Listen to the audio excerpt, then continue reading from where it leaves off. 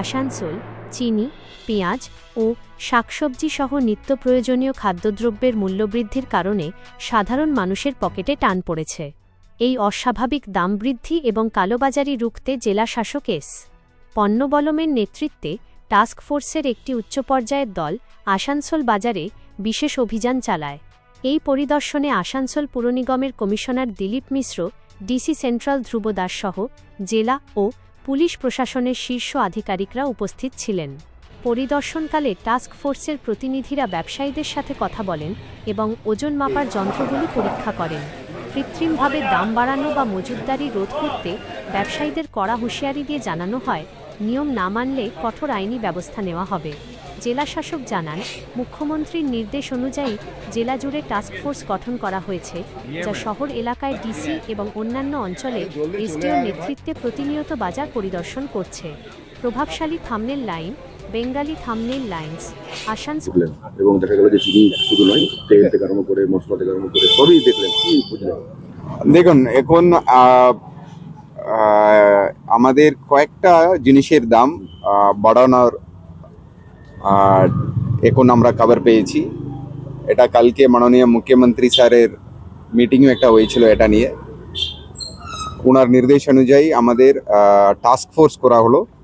কর্পোরেশনের দুটো task force, আর আমাদের বাকিটা কর্পোরেশন এরিয়া বাইরে আমাদের এসডিওদের লিডারশিপে একটা টাস্ক ফোর্স করা হলো। টোটাল আমাদের জেলায় 4টে টাস্ক ফোর্স করা হলো।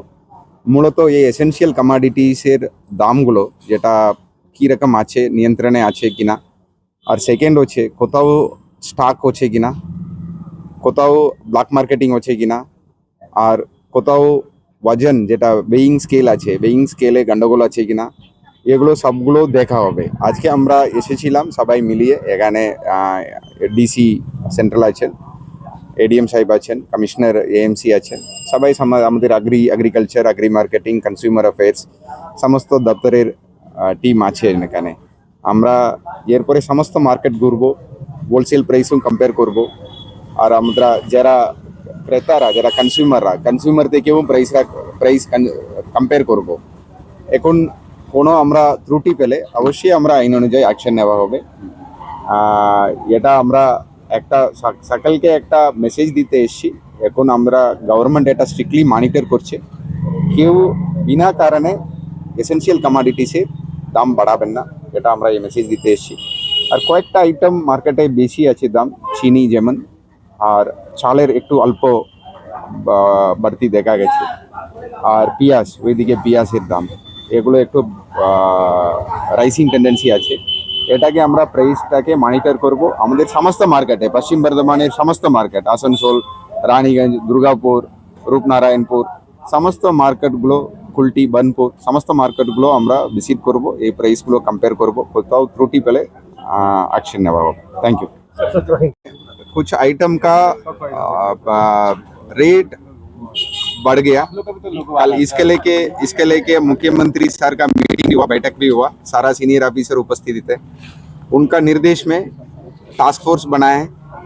जिला में 4 टास्क फोर्स बनाए हमारा जिला में, पश्चिम बर्धमान में दो कारपोरेशन का लेके 2 task force, DC deputy commissioner ADPC वहाँ नेतृत्व देंगे, और रूरल एरिया में एसडीओस नेतृत्व देंगे। ये सारा मार्केट विजिट करेंगे, होलसेल प्राइस और रिटेल प्राइस और कंज्यूमर क्या दाम में खरीद रहे हैं, ये सब कंपैरिजन होगा। और जो वेइंग स्केल होता है, वेइंग स्केल को हम चेक करेंगे थ्रू लीगल मेट्रोलॉजी। और ब्लैक मार्केटिंग होर्डिंग ये कहीं है कि ना, ये भी हम कवर रखेंगे। ईबी है यहाँ, इन्फोर्समेंट ब्रांच है, डीसी सेंट्रल है यहाँ। सो ये सब चेक करके कहीं अगर त्रुटि मिला है तो ज़रूर एक्शन होगा।